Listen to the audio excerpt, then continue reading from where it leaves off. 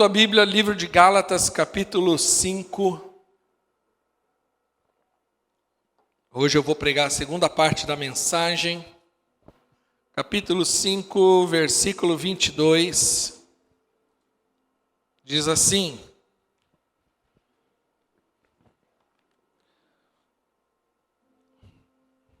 quem abriu diz amém.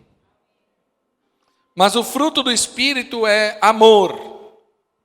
Repita comigo: amor, alegria, paz, paciência, amabilidade, em algumas traduções está benignidade, tá? Bondade, fidelidade, mansidão e domínio próprio. Amém? Semana passada demos início a essa mensagem falando sobre o fruto do Espírito. Que a obra do Espírito Santo em nós é produzir em nós o fruto do Espírito. O Espírito Santo, que é a pessoa de Deus, ela toca nas nossas vidas, nos leva ao arrependimento, ao entendimento sobre a necessidade de Deus e gera em nós, após o arrependimento e confissão dos nossos pecados, e no momento que eu entrego a minha vida a Cristo Jesus, nesse momento acontece algo chamado novo nascimento. Deus vem e coloca dentro de mim uma nova natureza. Eu tenho uma nova natureza. Está descrito em 2ª Carta aos Coríntios, capítulo 5, 18. Deixa eu, só para respaldar o que eu estou dizendo, se eu não estiver enganado, é isso mesmo, 2ª Carta aos Coríntios 5, 18, se eu não estiver enganado.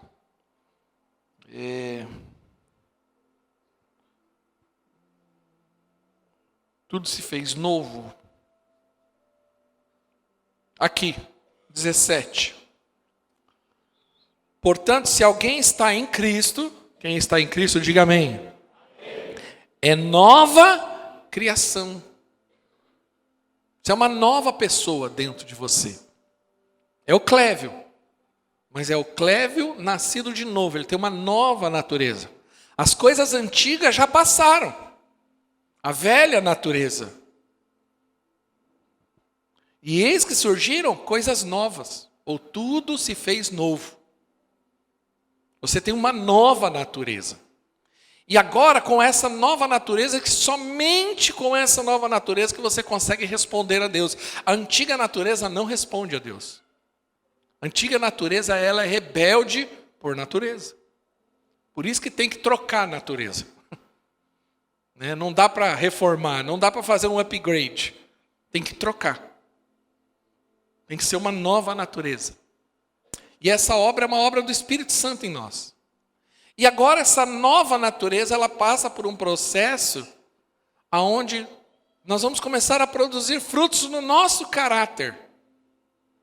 E aí, você passa a dar respostas a Deus, como não dava antes, ou nem conseguia dar antes. Porque somente com essa nova natureza você consegue responder ao propósito de Deus, ao chamado de Deus. E aí Deus vem agora e começa a tocar no nosso caráter. E agora nós vamos dar respostas a nível de caráter. E aí a Bíblia fala que esse é o fruto do Espírito. E semana passada eu expliquei que não são frutos no plural, mas é um fruto só. Mas esse fruto, ele tem qualidades. E aqui, no texto de Gálatas, fala de 9. Então, ele é um único fruto, mas que possui 9 qualidades. E que agora, o processo de Deus em nós, por meio da sua palavra, por meio do seu Espírito, é começar a desenvolver esse fruto por completo. Para que eu atinja a maturidade. O crente teleios, que é o crente maduro, a palavra teleios quer dizer maduro, completo, que é o propósito de Deus para nós, ele chega no nível onde ele desenvolve esses 9 aspectos do fruto do Espírito. Pode ser que você olhe e fale assim, esse eu tenho aqui, mas aquele ali, passou longe. Esse aqui eu não tenho nenhum. E aí, às vezes, muitas pessoas, por falta de entendimento, ela acha que, bom, se eu tenho um, tá bom, pelo menos eu tenho um. Não, nós precisamos dos 9. Os 9 que vão trazer equilíbrio. Os 9 que vão trazer sensação de completude. Os 9 que vão afetar a nossa vida em todos os aspectos. Se nós queremos glorificar a Deus por meio da nossa vida, e como que nós fazemos isso? Quando não somente eu, mas o meu testemunho glorifica ao Senhor. O meu casamento, os meus filhos, o meu trabalho, o meu ministério, a maneira como eu conduzo a minha vida, glorifica ao Senhor. Eu preciso que esses 9 aspectos do fruto do Espírito se manifestem. Semana passada, eu preguei apenas um. Eu entendi naquele momento e percebi ali da parte do Senhor. Se você não ouviu, ouça, está lá no YouTube. Preguei sobre o amor, porque o amor ele não é o primeiro porque ele está lá por um acaso. Não, porque ele é fundamental, porque tudo parte dele. Eu preciso desse amor, e é o amor derramado por Deus em nós por meio do Espírito Santo. Não é um amor natural, não é um amor romântico, apaixonado, hollywoodiano. Não, esse amor, ele é um amor diferente. É um amor sacrificial, é o amor de Cristo, porque Cristo foi o homem que manifestou esses 9 aspectos do fruto. Em Cristo nós enxergamos esse fruto. Cristo foi a expressão do amor de Deus. Ele se entregou, foi para a cruz consciente, sabendo o que ia passar, sabendo que iria sofrer por amor ao homem, por obediência a Deus. Então ele manifestou amor. A atitude de Cristo era amar. Em nenhum momento Cristo condenava, ele amava. Ele corrigia em amor, ele disciplinava em amor, porque Cristo é a expressão do amor de Deus. Ele era amável, mesmo sendo duro, mesmo falando a verdade. A Bíblia relata que a palavra dele era cheia de graça e verdade. Às vezes tem muita gente que tem muita verdade, mas não tem graça. Essa graça também tem a ver com amor. Eu posso expressar verdades, porém, se não tiver graça, se não tiver amor, elas passam a ser ofensivas. Então, é necessário, o fundamento é o amor. Primeira carta aos Coríntios, capítulo 13, falando sobre o amor, diz que tudo vai passar, mas o que vai permanecer é o amor. A Bíblia diz que Deus é amor. A essência de Deus, a pessoa de Deus é o próprio amor. Então todos nós que temos Deus dentro de nós, precisamos manifestar esse amor. É o amor que paga o bem com o mal. Paga o mal com o bem, perdão. É o amor de sacrifício. É o amor manifestado ali na carta de Efésios, quando Paulo faz uma comparação da relação entre Cristo e a igreja, e sobre o casamento, e ele fala assim, olha, que o homem deve amar a Cristo como, o homem deve amar a mulher como Cristo amou. E como que Cristo amou? Ele se entregou, ele morreu. Esse é o amor. É o cara que pula na frente para receber a bala que ia ser para a esposa. Essa semana eu vi uma cena que um casal andando, não sei se você viu, ele foi ser assaltado, o homem saiu correndo.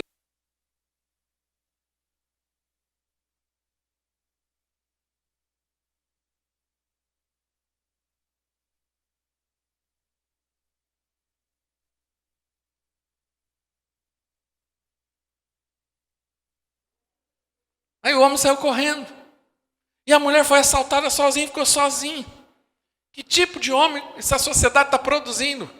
É isso que eles querem, um homem afeminado, um homem delicado, um homem que não está disposto a morrer. Quem ama? E não ama.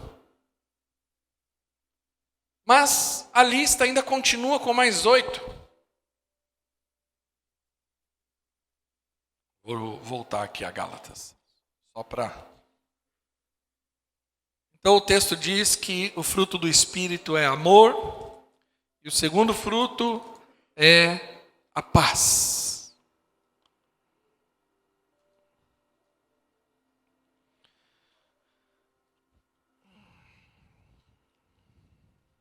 Perdão, é alegria. Pode voltar lá, Gálatas 6. Mas está no PowerPoint agora, tá? A gente vai... O segundo fruto que Deus produz em nós, e como eu reconheço que alguém é cheio do Espírito Santo, porque ela é cheia de alegria. Cristo era alguém alegre. Agora, e ele gostaria, e ele desejava compartilhar essa alegria. Às vezes nós temos uma ideia errônea em relação a Cristo, porque às vezes as pessoas acham que a pessoa muito espiritual, isso aqui é uma característica, é uma ideia errada que muitos têm, é que uma pessoa muito espiritual é uma pessoa carrancuda. É uma pessoa, né? Então quando você encontra alguém que é muito feliz, muito alegre, e ela diz que ela é espiritual, a pessoa até estranha, porque na cabeça dela, ser espiritual é ser carrancudo. É ser sério. Entendeu? Ter cara de fechado. Vinco na testa. Entendeu? Uma fala meia... Dá medo. Quantas vezes eu já passei por isso? Porque às vezes as pessoas chegavam, aí ele é pastor. A pessoa olhava assim de cima para baixo. Você não tem cara de pastor. Não é pastor, você não tem cara de pastor. Eu falei, claro, você estava esperando o quê? Alguém com terno, mais velho, com cara bravo e normalmente barrigudinho. Com um olhar de condenação. Falei, não é isso. Você não consegue enxergar Cristo vendo isso. Nós temos que ser parecido com Cristo. Então, a alegria faz parte da obra de Deus dentro do nosso coração. Todos os cristãos poderosos são cristãos alegres. Olha o exemplo de Maria, no Lucas capítulo 1, versículo 46 e 47, o que ela fala. Então disse Maria, a minha alma engrandece ao Senhor, o meu espírito se alegrou em Deus, o meu Salvador. Por quê? Porque ela tinha o Salvador, ela tinha o Cristo, e ela se alegrou com isso. Eu gosto da carta aos Filipenses, capítulo 4, versículo 4, que diz, a orientação de Paulo, alegrem-se sempre no Senhor. Novamente direi, alegrem-se. Só para você entender, a epístola aos Colossenses, ela é conhecida como a epístola da felicidade. Porque o tempo todo, se você ler ali a carta aos Colossenses, você vai ver... aos Filipenses, você vai ver a expressão alegria, alegrem-se e assim por diante. Por isso que é conhecida como a carta da alegria. Mas o contexto em que essa carta foi escrita é complicado, porque Paulo estava preso. Paulo já estava passando um processo que provavelmente seria morto. E foi. Paulo já estava passando lutas, porque ser preso não é uma coisa simples. Ser preso numa prisão naquela época deve ser muito ruim, ter privações. E ele dentro da cadeia, naquela condição de privação, ele escreve a carta mais feliz da Bíblia. Por quê? Porque a alegria de Paulo não estava em coisas. É ele que escreveu. Eu aprendi a ter muito, eu aprendi a ter pouco, aprendi a me contentar com muito e aprendi a me contentar com pouco. Todas as coisas posso naquele que me fortalece. Ele aprendeu. Porque ele entendeu uma verdade sobre a alegria. Quem tem o Espírito Santo, ele é alegre. Mas ele não é alegre porque ele tem coisas ou porque ele possui coisas. Ele é alegre no Senhor. O Senhor é a alegria dele. Tem coisas que nos causam alegria? Claro. Claro que sim. Comer num bom lugar, passear, né? Principalmente as mulheres, ir no shopping comprar roupa, traz uma alegria muito grande. Mas toda essa alegria é passageira, é momentânea. Ela não é duradoura. Agora, o que nós que temos o coração no Senhor e no céu, devemos entender uma verdade sobre nós. O nosso coração não está aqui, então as coisas deste mundo não devem ser combustível para a nossa alegria. A nossa alegria está no Senhor. Uma coisa que me espanta, e eu vi esses dias uma fala daquele pastor, aquele da Califórnia lá, meio japonês? Não. Francis Chan. E eu admiro muito esse pastor. Só fugiu o nome dele. Francis Chan. Leia e ouça tudo que você puder dele. E ele fala um negócio interessante, que ele falou assim, que ele ficou tão indignado de ver as pessoas da igreja preocupadas em acumular muita riqueza. Não que nós sejamos contra o acúmulo de riqueza, o acúmulo de capitais. Não, lógico que não. Mas ele falou, o problema é o seguinte, se eu tenho uma convicção de que eu vou para o céu, por que eu estou tão preocupado com coisas da terra? Por que gastar literalmente a minha vida e tudo que eu tenho aqui para coisas daqui, que na hora que eu for para o céu vão ficar tudo aqui?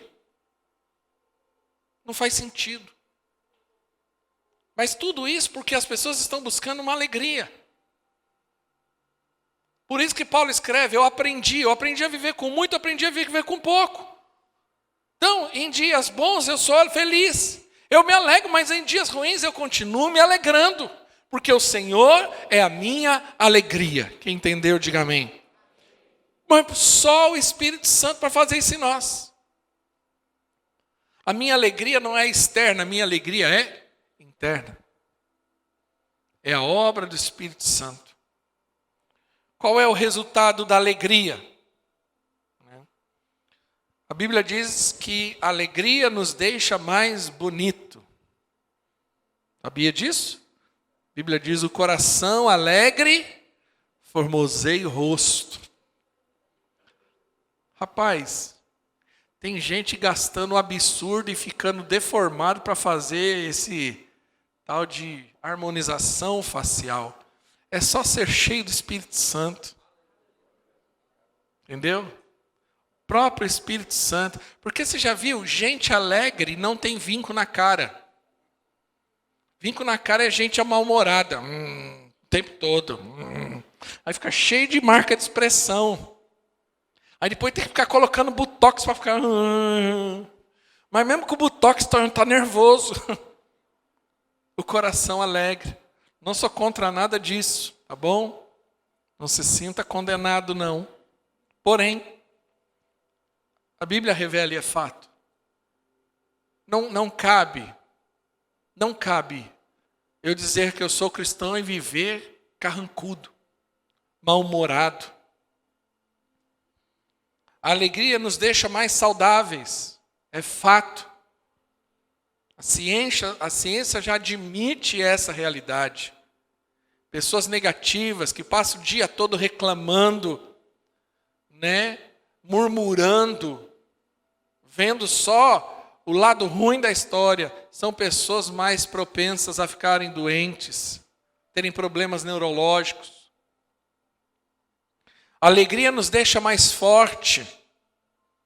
Perceba que os dias de maior desânimo é os dias de maior fraqueza. Não é verdade? Quando você está muito feliz, você não tem vontade de ficar em casa. Não é verdade? Só no dia triste que você fala, eu queria ir para casa, eu não queria ver ninguém, eu queria deitar, porque eu não quero ver ninguém, eu estou cansado, eu preciso dar uma... Mas no dia que você está feliz, o que você quer fazer? Você quer sair, você quer fazer alguma coisa. A alegria nos deixa mais criativos. Sabia? Por isso que essas empresas, principalmente de alta tecnologia, elas criam ambientes, né, que tem até cama elástica, elas são todos lúdicos, né? Por quê? Porque é para desenvolver isso, é para que as pessoas tenham um ambiente propício para desenvolver a criatividade. Para que elas fiquem ali se sentindo bem. E a alegria contagia pessoas e muda ambiente. Isso é fato. Se tem uma coisa boa, é quando chega no ambiente alguém alegre. Alguém feliz. Alguém contagiante. Como é bom. Terceiro fruto, a paz. Jesus era uma pessoa muito tranquila, né? Ao ponto de dormir num barco no meio de uma tempestade. Qual é o nível da sua paz? Fala, pastor, nenhuma ultimamente. Então, nós precisamos desenvolver isso no Senhor. Nós precisamos aprender que a obra do Espírito Santo quer produzir em nós paz. E é interessante que Jesus, ele compartilhava a paz dele. Então não é só eu que estou em paz, mas quem está ao meu redor vai ficar em paz. Porque já viu gente atribulada atribula os outros? É ou não é? Gente atribulada, ela não aguenta ficar sozinha para ela quer compartilhar a tribulação dela. Pode ver.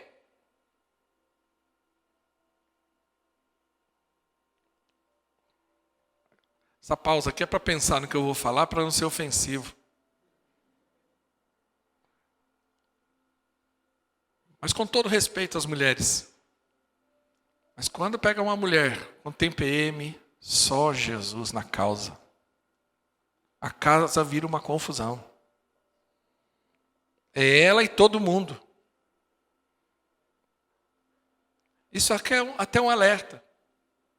Tenha discernimento. E quem está do lado também precisa ter muito discernimento. Porque não tem uma luzinha que acende, que já anuncia que está daquele jeito. E aí você sofre, até você entender que é. E o pior, você não pode falar que está, porque é ofensivo para ela falar que está de TPM.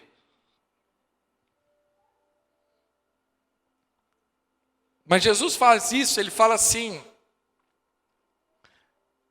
Jesus não está de TPM, não. O texto está dizendo aqui, João, deixo-vos a paz.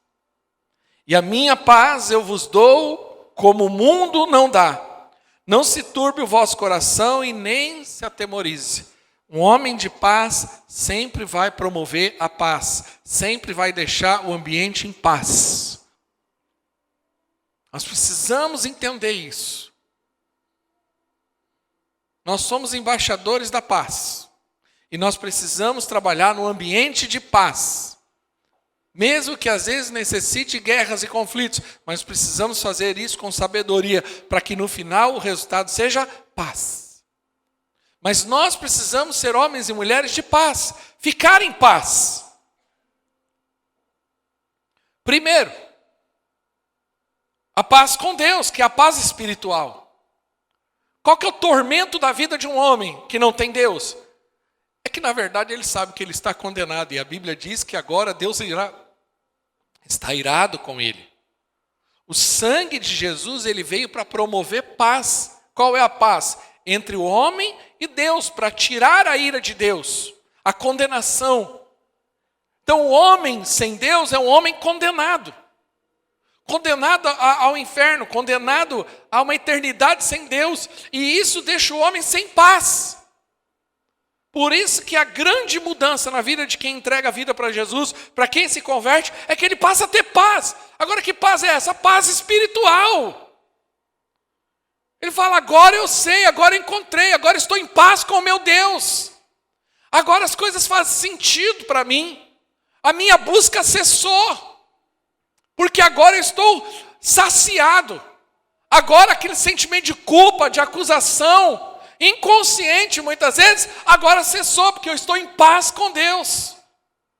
Porque o Espírito Santo faz essa obra. Quem está entendendo, diga amém. Aí eu tenho a paz com Deus no que diz respeito às questões emocionais. Eu passo a ser uma pessoa curada, liberta, resolvida. Porque o processo de Deus na minha vida também é isso. Ele promove uma paz espiritual, que é a relação minha com Deus. Agora o muro de inimizade foi, e agora eu sou um com o Senhor. Eu estou em paz com Deus. Mas agora também começa um processo onde Deus começa a transformar o meu interior, os meus traumas, minhas angústias, as marcas que eu obtive na vida, e Deus começa a curar isso, a transformar isso, porque tudo isso carrega em mim angústia. É muito comum gente emocionalmente doente, cheia de trauma, cheia de mágoa, cheia de ressentimento, cheia de marcas, de abuso. Pessoas assim são internamente atribuladas, não conseguem viver em paz. Ela até contenta, mas ela não consegue, porque aquilo define a identidade, define o seu caráter, define a sua personalidade. Então ela precisa de uma cura, ela precisa de uma libertação, ela precisa de um processo de Deus. E aí, quando o Espírito Santo faz a obra na vida do homem, ele traz o fruto do Espírito. E qual é? A paz emocional. Eu começo a ter paz. Eu começo a ter tranquilidade. E a paz nos relacionamentos. Porque toda pessoa sem paz é uma pessoa de guerra. Guarde isso. Toda pessoa sem paz é uma pessoa de guerra. Ela arranja confusão onde passa. Você já viu que tem gente que arranja confusão com todo mundo, com ela mesma? Aonde vai, ela arranja confusão com o gato, com o papagaio, com o vizinho, na escola, no trabalho. Nenhum lugar presta. Por quê? Porque ela arranja confusão. Ela vai trabalhar é confusão, vai morar não sei onde, arranja confusão, não consegue ter paz, porque é gente atribulada. Ela não consegue ter relacionamentos duradouros, criar vínculos, amizades profundas. Por quê? Porque não consegue ter paz nos relacionamentos. Aí esse tipo de gente casa. Aí o casamento vira uma guerra, é um inferno dentro de casa. Por quê? Porque não tem paz, é uma tribulação, é guerra. O tempo todo. Por isso que nós precisamos ser cheios do Espírito. Quem está entendendo, diga amém. Quarto fruto, paciência. Jesus era uma pessoa muito paciente. E graças a Deus ele ainda é, né? Porque se ele não fosse paciente conosco, seja sincero. Você com você mesmo, você já não tinha dado uma... irmão cheio, desisto. Desisto dos meus sonhos, como diz aquele teatro do Kids. Desisto. Mas não. Jesus é paciente, né? Ele permaneceu no centro da vontade de Deus durante toda a sua vida. Por quê? Porque ele era paciente. Pessoas impacientes perdem oportunidades. Pessoas impacientes não concluem ciclos. Pessoas impacientes não chegam ao final. Porque não sabem esperar, não sabem descansar. Não, são imediatistas. São centralizadoras. Querem as coisas do jeito dela, no tempo dela, da maneira dela. E aí quando não acontece isso, põe tudo a perder, sabotam tudo. Por quê? Porque não tem paciência. Por que Jesus fez o que tinha que fazer e fez bem e concluiu? Porque ele foi um homem paciente.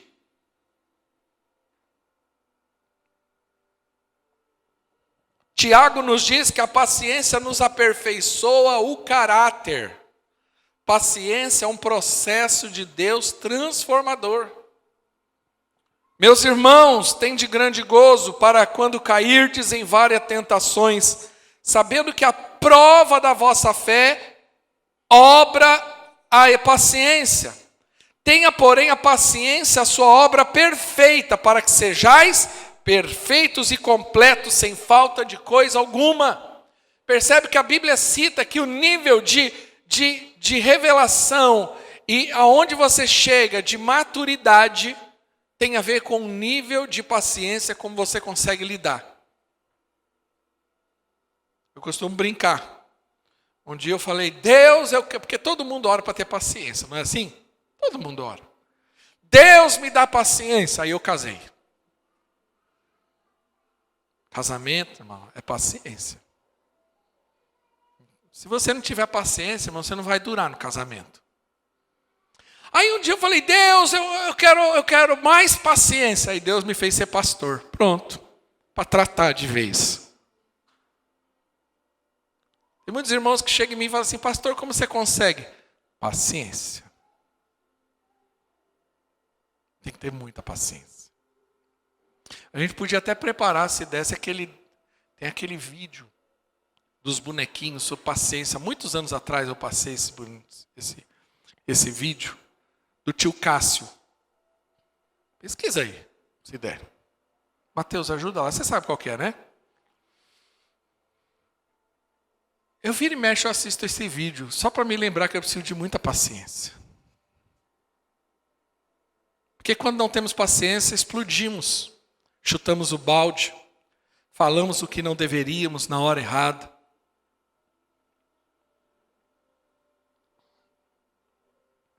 E como que eu consigo ser uma pessoa paciente?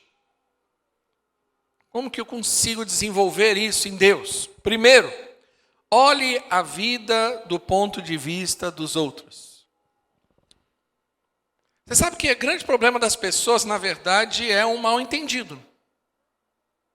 Então a gente olha, mas a gente sempre olha no ponto de vista daqui, de quem está aqui desse lado. E muitas vezes, irmãos, na grande maioria das vezes, você tem que fazer um exercício de mudança, de perspectiva, e se pôr no lugar do outro, e aí você vai começar a entender por que a pessoa está fazendo aquilo.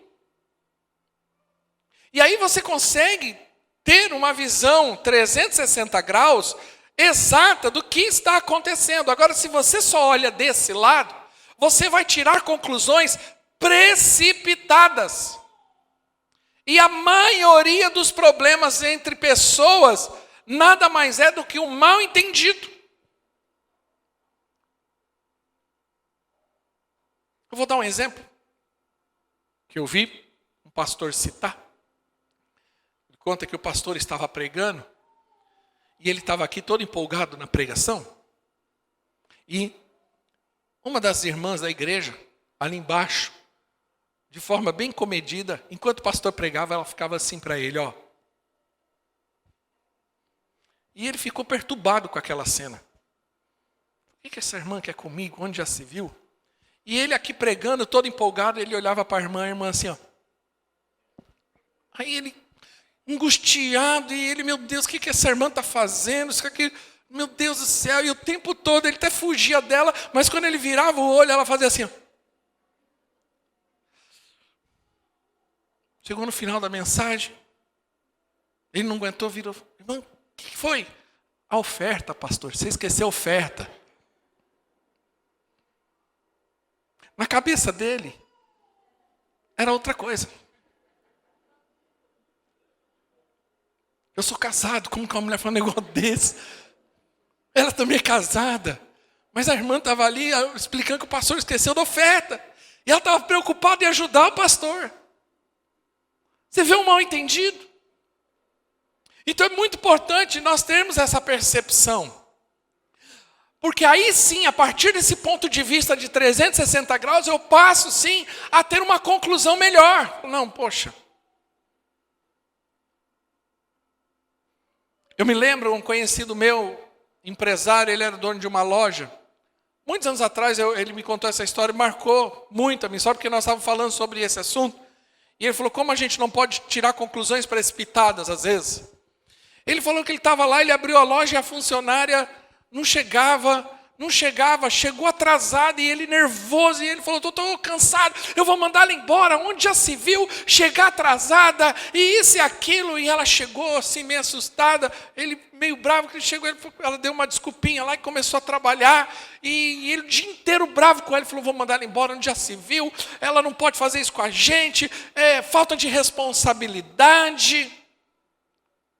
No final do dia, ele foi conversar com ela e ele falou, olha, eu quero saber o que aconteceu. Ele já tinha tomado lá já uns 3 remédios para estômago, nervoso. Já estava querendo, ligando para contador para dispensá-la. Aí ele falou, olha, eu quero saber o que aconteceu da sua irresponsabilidade. Ele falou, olha, aqui, essa noite entraram em casa, fizeram a minha família toda de refém. Eu passei a noite toda trancada dentro do banheiro, com os ladrões dentro de casa. E eles só liberaram a gente agora de manhã. Foi o tempo de eu vir me trocar para vir trabalhar. E aí ela começou a chorar. Veja como é importante nós termos paciência para poder ouvir todos os lados, para poder tirar uma conclusão correta, para que possamos tomar decisões também no Senhor. E não já ir julgando precipitadamente, atacando a pedra, ofendendo, machucando, sem saber exatamente o que está acontecendo. Perguntas devem ser feitas antes de ataques. Importante também, para ter paciência, tenha senso de humor. Por que isso? Porque se você não fizer isso, você não vai conseguir lidar muito tempo com nada e com ninguém. Entendeu? Eu confesso a vocês que eu me divirto com algumas coisas que acontecem, porque só me cabe me divertir. Ah, meu Deus do céu. Só Jesus na causa. E aprenda a esperar no Senhor. Esperei com paciência no Senhor. Esperei com paciência.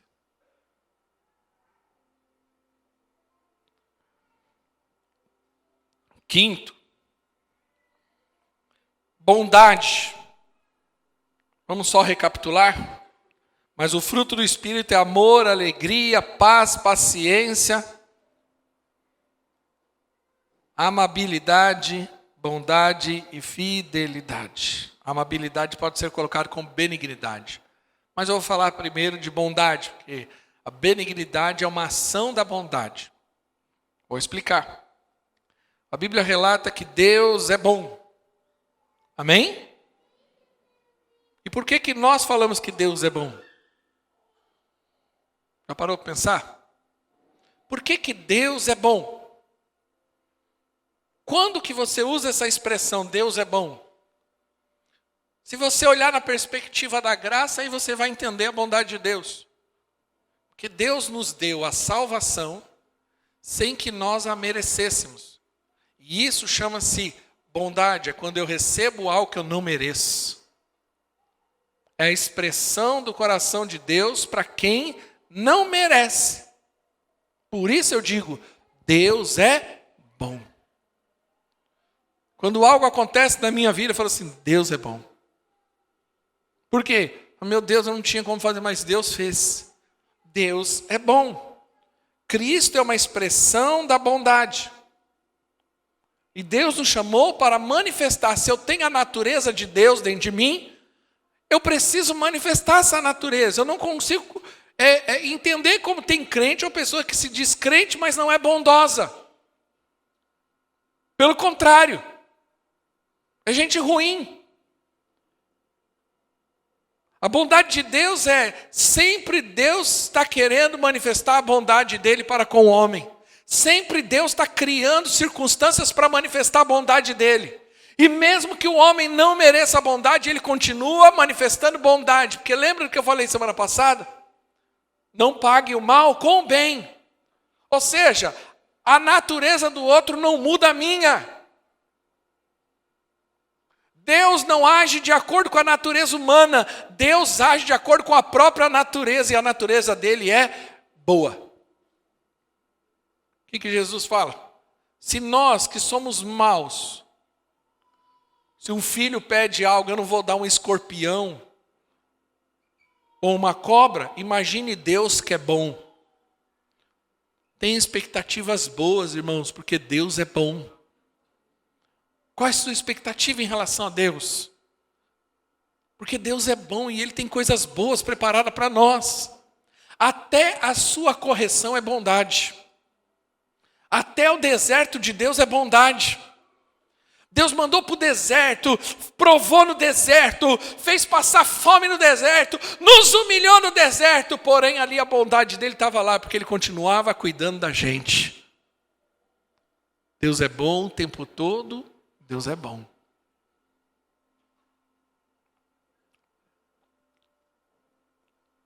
Efésios 2, capítulo 2, versículos 6 e 7. Abre aí para mim, Mateus.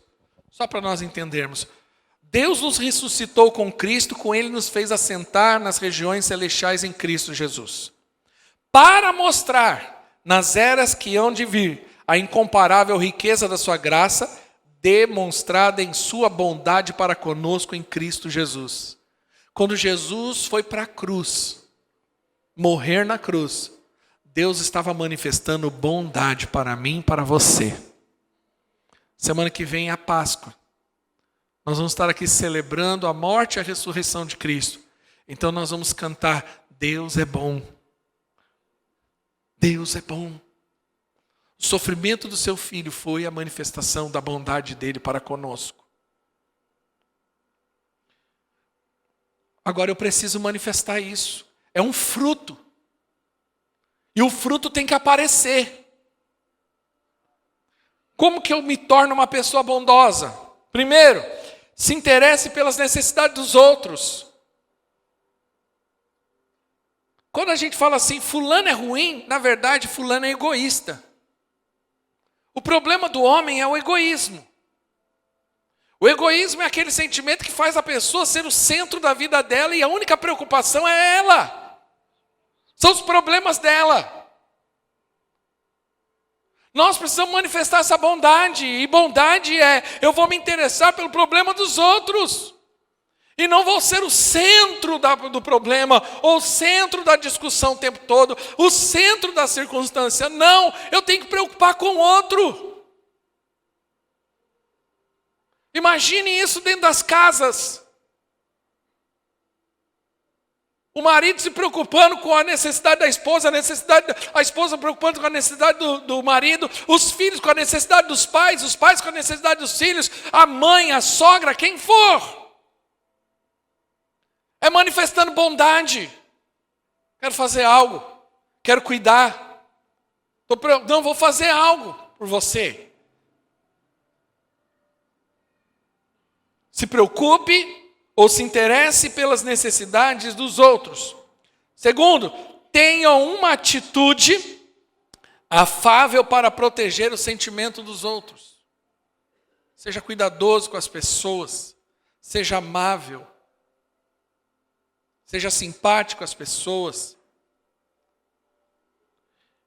E ajude a curar aqueles que estão fracos e feridos. Então, quando você encontra alguém ferido, não piore a ferida dela. Não jogue mais veneno, mas jogue bálsamo. Alguém vem derramar, estou com problema com fulano. É mesmo, jogar veneno é isso. É mesmo, você devia abandonar, você devia desistir. Não. Derrama saúde. Isso é bondade. Tem gente ruim.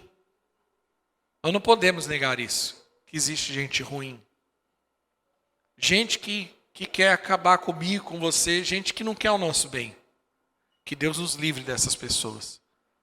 Mas que Deus te dê a oportunidade de manifestar bondade.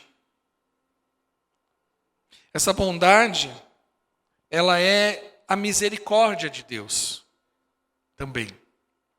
O que é misericórdia? Misericórdia e graça são coisas diferentes. A graça é eu recebo sem merecer. Eu não mereço, mas Deus me abençoa. Isso é graça. Misericórdia é o contrário. Eu mereço, mas eu não recebo. Por isso que um condenado, ele clama por misericórdia. Ele está lá, condenado à morte, e ele merece, por quê? Porque ele cometeu um crime, e agora ele vai ser punido pelo crime. E o crime, a sentença é morte. Aí ele pode clamar pela misericórdia. E aí o governador, o presidente, seja quem for, vai falar assim, o ato de misericórdia, ou seja, você merece ser condenado, porque a lei pune você, mas eu retiro a condenação e te libero. Isso é misericórdia. Deixa eu te falar uma coisa, nós precisamos ser misericordiosos. Sabe por quê? Porque tem circunstâncias no nosso dia a dia que as pessoas vão merecer. E aí vai estar na tua mão. Entenda isso. Qual foi uma das grandes atitudes de José lá no Egito? Os irmãos dele chegou na mão deles, aqueles caras que fizeram mal por eles. Lá na frente, porque a vida, querida, aprenda uma coisa, a vida faz isso. Uma hora você está aqui, outra hora você está aqui. E quem está aqui vai para cima, quem estava em cima vai para baixo. A questão é o que você faz nessa hora. A pessoa até merece ser ignorada, merece sofrer, merece. José estava agora numa posição como governador, vem os irmãos dele, nem os irmãos dele percebem que é ele. Mas eles fizeram mal para José. Mas José sabia que tudo aquilo era um mover de Deus, havia um propósito de Deus. E na hora que José estava na mão, ele poderia ter feito coisas ruins pelos irmãos, mas pelo contrário, ele agiu com misericórdia. Ele foi bondoso, ele foi misericordioso. Nesses dias Deus vai colocar essa prova diante de você. Você não merece. A pessoa te machucou, te ofendeu, fez isso, você fala assim, tudo bem. Mas eu vou ser misericordioso. Eu quero ser maior nessa história. Eu quero ser o espiritual da história. A questão é quem é mais maduro. A questão é quem é mais espiritual. A questão é quem tem mais luz brilha. Ah, mas fulano fez isso por mim. Tudo bem, agora quem tem mais luz vai brilhar. Se eu tenho mais luz, na minha posição eu tenho que brilhar primeiro. A minha atitude tem que ser sempre essa. Agir com misericórdia e amor. Quem está entendendo, diga amém. Agora, benignidade é a bondade em ação, porque benignidade tem a ver com generosidade. Jesus era benigno. Jesus era generoso. Ele não guardava nada para ele. O que ele tinha, ele dava. Eu não retenho. Deus me deu talentos, Deus me deu dons. Eu vou compartilhar. Deus me deu recursos, eu vou compartilhar. Pode ser que o recurso não seja, porque às vezes a gente acha que recurso é dinheiro. Não. Recurso é talento. Tempo é recurso. Talento é recurso. Dom é recurso. Eu vou servir. Eu vou servir aos outros. Eu vou ser benigno. Eu vou ser generoso. Eu quero ser benevolente. Gente generosa está sempre querendo fazer algo para os outros, está sempre querendo dar, porque ele entendeu que dar é melhor do que receber. Percebe que gente egoísta e mesquinha só quer receber. Gente egoísta e mesquinha não dá nada para ninguém, ele só quer. Gente generosa não aceita receber muito. O perigo da generosidade é que às vezes fica até meio orgulhoso. Mas tratando do lado normal, o generoso é assim, ele está sempre compartilhando. Ele está sempre compartilhando. Ele está ali. Eu confesso a vocês que eu não entendo muitos crentes hoje. Ele guarda um monte de coisa em casa, que já não usa mais. Por que não dá para os outros? Por que fica guardando coisa que não usa? Por que não percebe que aquilo pode ser bênção para alguém? Não, fico lá guardando. Apodrecendo. Mas não dou para ninguém. Generosidade é aquela pessoa que está aberta. Para quê? Eu quero abençoar. Qual foi a última vez que você fez isso? Ou saia daqui hoje falando, Deus, eu quero abençoar alguém. Eu quero abençoar alguém. Quero fazer algo por alguém. Eu quero poder ser generoso. Isso não envolve dinheiro diretamente, mas também pode ser. Também serve. Mas olha, eu quero ser generoso. Eu quero compartilhar algo.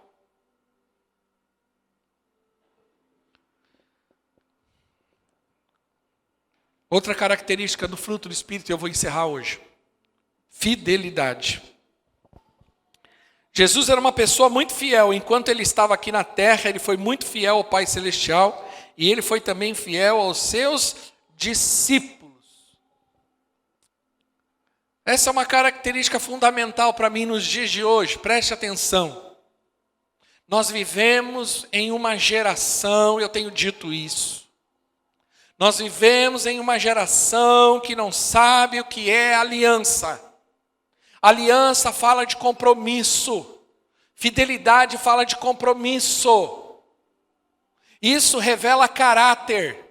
Hoje nós vivemos uma geração que não tem compromisso com nada e com ninguém. As pessoas não querem ter compromisso. Sabe por que boa parte dos jovens não querem casar?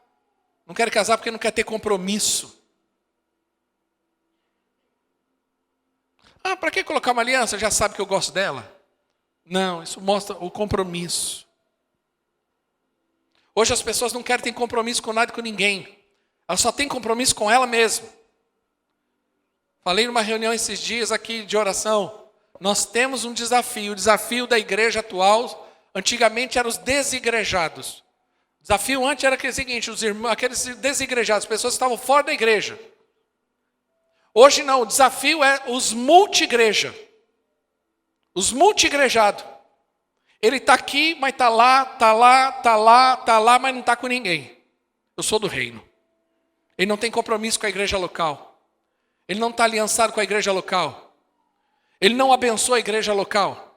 Então na quarta-feira ele está no culto na igreja tal, no domingo está no culto na outra igreja, mas aí quando vem um cantor famoso na outra igreja, ele vai lá para outra igreja, ele não tem compromisso, não faz nada. Ele somente é um cliente gospel, consumidor do evangelho.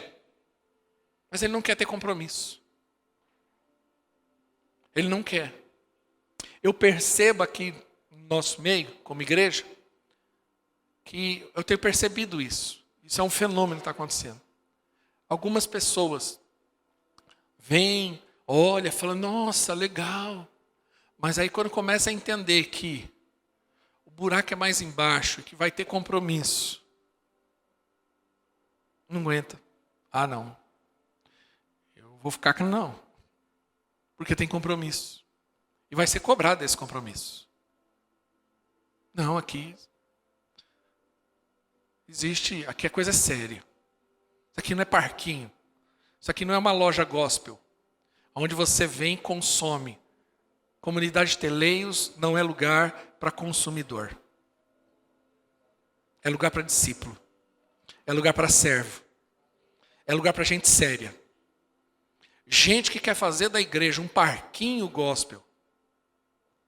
Uma loja de conveniência gospel, onde eu só consumo. Mas eu não me envolvo com nada. Aqui não é lugar. Aqui tem que ser dizimista. Tem que ser dizimista. Porque isso fala muito ao seu respeito. Fala que tipo de compromisso eu tenho. Quando alguém se compromete financeiramente, isso mostra o quanto ele está comprometido mesmo. Isso é muito sério. Isso é característica de quem é cheio do Espírito Santo, fidelidade. A palavra dele é sim, sim, não, não. Ele tem fidelidade na palavra, ele honra a palavra que ele cumpriu. Ele vai honrar a palavra. Em todos os aspectos. No trabalho, na escola, na igreja, na sociedade, com os pais. Porque eu falei, eu vou cumprir. Mesmo que eu acho que eu não deveria ter falado, mas agora que eu falei, eu vou até o final. Porque eu tenho um compromisso. não volta atrás. Então nós precisamos ter essa atitude no nosso coração. Nós precisamos ser fiéis para com Deus, mas fiéis também para com as pessoas ao nosso redor. As pessoas hoje não sabem o que é compromisso, por isso que estão saindo de casamento de qualquer jeito. Abandonam o casamento. Você sabe por que esse fenômeno está aumentando? Vocês percebem que isso é um fenômeno? Porque não entendeu o que é compromisso. Não entendeu o que é aliança. É para toda a vida. É na saúde ou na doença, na alegria ou na tristeza, até que a morte nos separe. Quer separar? Alguém vai ter que morrer. Enquanto eu não morrer, fica firme no Senhor. Não quero, não gosto. Eu estou aqui com a crise, aí eu vou fazer... Não entendeu o que é compromisso. Compromisso é fidelidade e é fechar ciclos. Ninguém é obrigado a ficar a vida toda fazendo a mesma coisa, mas é obrigado a fechar os ciclos e não jogar para cima de forma irresponsável. Quem é fiel não é irresponsável. Fidelidade e responsabilidade andam junto. São características sinônimas. Eu tenho compromisso, eu tenho responsabilidade, eu tenho fidelidade. A fidelidade, além de nos fazer parecermos com Deus e sejamos iguais a Ele, também nos dá uma credibilidade para com os homens, e é fato.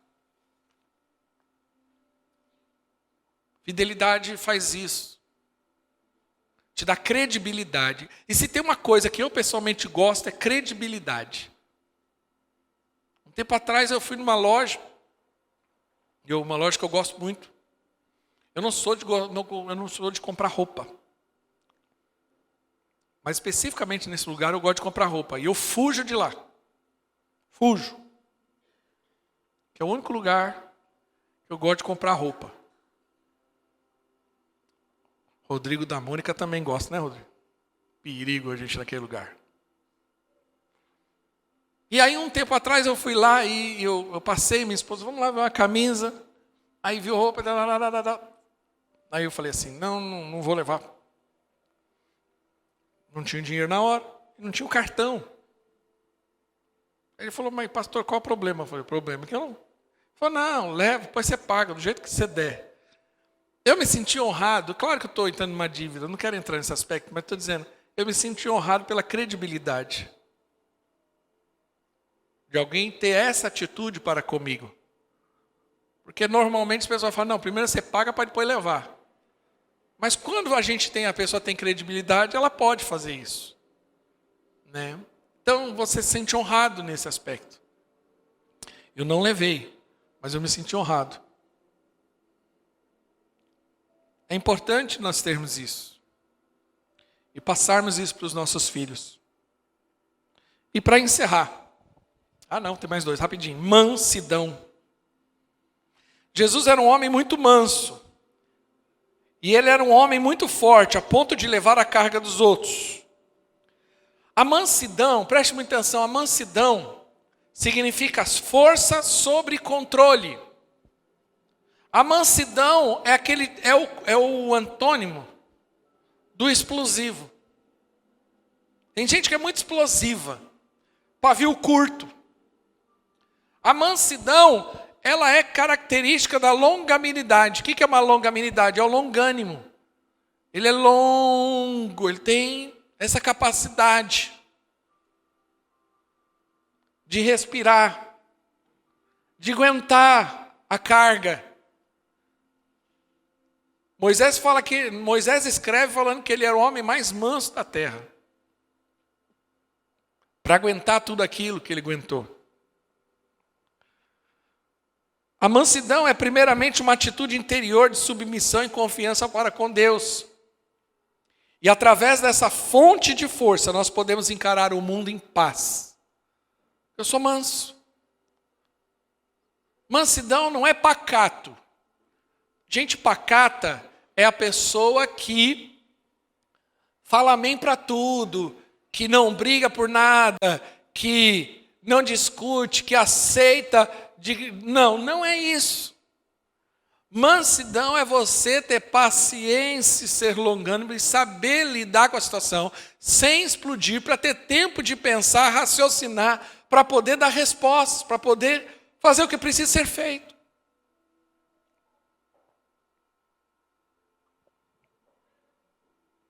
E como que eu me torno uma pessoa mansa?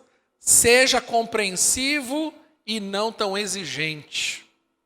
Gente muito rígida tem dificuldade para ser manso. Tem gente que não consegue ser compreensivo com pessoas, com situações, né?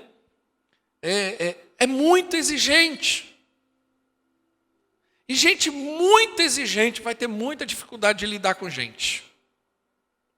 Você precisa ter equilíbrio para poder dosar isso. Seja tolerante e não crítico. Precisamos ser mais flexíveis. Lembra? Tudo que é rígido quebra. Então tem coisa que é flexível. Você entorta, mas não quebra. E muitas vezes precisamos ser flexíveis. Olha, eu quero assim, mas tá bom, mas vamos lá. Eu vou trabalhar isso. Peça para sabedoria para Deus. O Espírito Santo habita em você. Mas gente muito intolerante também tem problema. Não tolera nada, muito crítico. Nada tá bom, nada presta, porque tem que ser tudo do meu jeito, assim nos mínimos detalhes. Deixa eu falar uma coisa para você. Ninguém vai fazer que nem você. Só se você treinar muito. Mas aí depende muito do processo de treinamento. Mas aí você vai ter que ser muito paciente. Você entende que uma coisa está ligada à outra? É que nem limpeza. Normalmente mulheres, quando chama a outra para limpar, não ficou bom. É lógico, ninguém limpa do seu jeito. Ninguém faz do jeito que você faz. Foi, pastor Edmar? Se for o marido, então, né? As esposas têm que ser mais tolerantes que os maridos. Eu falo para minha esposa, falei, o seu padrão de limpeza, ele é acima do normal. É, da NASA. Aí ela fala assim, tá aqui a sujeira. Eu olho e fico assim, aonde? Tá aqui. Eu falo, mas não estou vendo nada. Tá ali. Mas então, eu não discuto, tá ali. É um olhar microscópico, é um negócio. Tá desarrumado, o quê? Tá desarrumado. É assim, mas, meu Deus do céu, era uma viradinha. O pote, tem um pote lá em casa que tem a tampa assim, e o pote, aí ele tem que estar alinhado com o negócio do lado aqui. Se ele tiver assim, pronto. Mulher faz muito disso. Não, corta assim. Não tinha cortado de qualquer jeito, joga na panela, faz. Então, é assim. Seja delicado, sem ser derrotado. E último, quero encerrar. Para encerrar esse ciclo de mensagem, porque semana que vem é Páscoa. O último, e eu acho que fundamental, é domínio próprio. Fique de pé em nome de Jesus. A banda.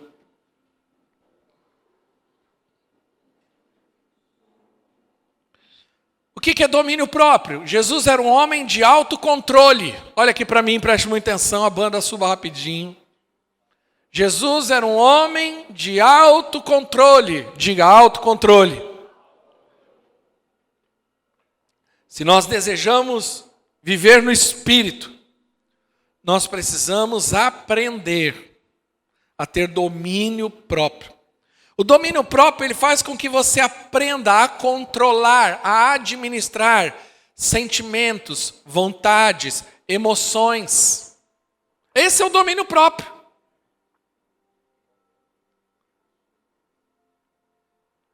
Nos anos 90, lançou um livro, Inteligência Emocional, e foi aí que essa questão foi abordada de uma forma mais intensa.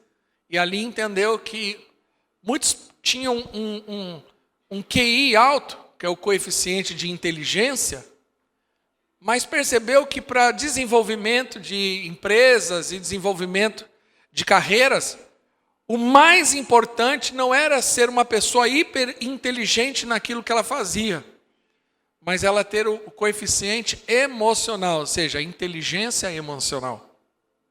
Que pessoas com coeficiente emocional maior, ou seja, pessoas que tinham a capacidade de administrar melhor seus sentimentos, suas vontades, suas emoções, essas pessoas elas conseguiam ir muito mais longe e ganhar muito mais dinheiro, tinham carreiras mais desenvolvidas do que pessoas que tinham inteligência grande, um QI altíssimo, com capacidade tipo do Einstein. Eu mesmo conheci pessoas com capacidades de inteligência gigantescas, pessoas que aprendiam inglês sozinho, que aprendiam coisas que normalmente não se aprendem sozinho, essas pessoas aprendiam sozinhas, só que emocionalmente muito ruim. E não conseguiu se desenvolver na vida. Então, mas a Bíblia já falava isso. Está lá nas Escrituras. É um fruto, uma parte desse fruto do Espírito. O domínio próprio. O domínio próprio é se controlar e controlar a si mesmo. Nós temos vontade. Nós temos. O corpo está aqui, a carne está aqui. Não é porque agora eu nasci de novo que eu não tenho mais carne. A carne está aqui. As paixões da carne estão aqui. A carne tem necessidade. E um dos motivos de nós jejuarmos é também para isso. Por que o jejum? O jejum é uma disciplina espiritual que nos ensina a desenvolver o domínio próprio. Porque a carne com fome, eu digo para a carne, não, você não vai comer agora. Você está desenvolvendo uma inteligência interna. Você está desenvolvendo domínio próprio. Você está dizendo para a carne, não, o estômago está doendo, mas você fala, não, eu só vou comer tal hora. E você está dizendo isso para o instinto mais básico dentro de você, que é a fome. O instinto básico. Então, domínio próprio é quando você controla os impulsos da carne. Homens precisam desenvolver muito domínio próprio. Por que homens têm um problema muito grande com a questão sexual? Pornografia, adultério, fornicação, no que diz respeito aos jovens casados, solteiros, perdão. Por quê? Porque ele não desenvolve domínio próprio. E o domínio próprio ele vai te manter firme, ele vai te manter em santidade, ele vai manter você no Senhor. E você vai dizer para a carne, não. E a carne vai berrar. A carne vai gritar. É a hora que você vai fazer o que José fez. Na hora que a mulher pulou em cima dele, ele pulou fora. Isso é domínio. Isso é domínio. É controle. É o cara chegar para ele mesmo e falar, filha, aqui não. Segura a bronca. Não vai. É a pessoa ter domínio próprio das emoções. Tem hora que chega no nível aqui que você fala, meu Deus. E aí você, calma. Como diz lá o Salmo 42, aquieta a alma. Ele fala para a alma, ele não fala para Deus. Aquieta a alma. Sossega aí. Não é assim não. Ah, minha vontade é berrar, minha vontade é matar, minha vontade é fazer isso. É sim, mas aqui eu estou no controle desse negócio. Não, quieta. É a hora que você sabe o limite do gatilho. Todos nós temos gatilhos, que é aquelas coisas que, aquele botão que quando aperta depois ali, acabou. Então você sabe, opa, é a hora que você volta e que você fala assim, eu não posso passar desse limite. Eu não brinco com isso. Porque senão eu perco as estribeiras, eu perco a minha capacidade de controle. E aí depois que eu vejo, eu já fui. Já falei, já fiz, já taquei na parede, já tomei a decisão, já pedi a demissão, já larguei o ministério. Aí depois se arrepende. Mas aí às vezes pode ser tarde. A coisa já foi feita. O domínio próprio ele nos preserva de muita coisa. Quem está entendendo, diga amém. Como que eu desenvolvo o domínio próprio? Primeiro, eu admito o problema. Eu tenho um problema, eu admito, eu vou buscar ajuda, vou buscar o Senhor, vou buscar ajuda necessária. Eu admito.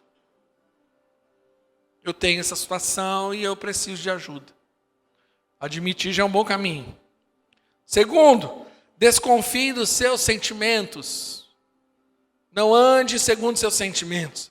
O sentimento é enganoso. Tem dia que o seu coração vai dizer para você parar numa coisa que não é para parar.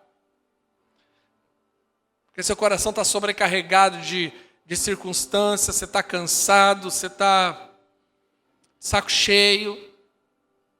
E essas horas são as piores horas para você tomar a decisão na sua vida. E normalmente são nessas horas que as pessoas tomam suas decisões. No calor do momento.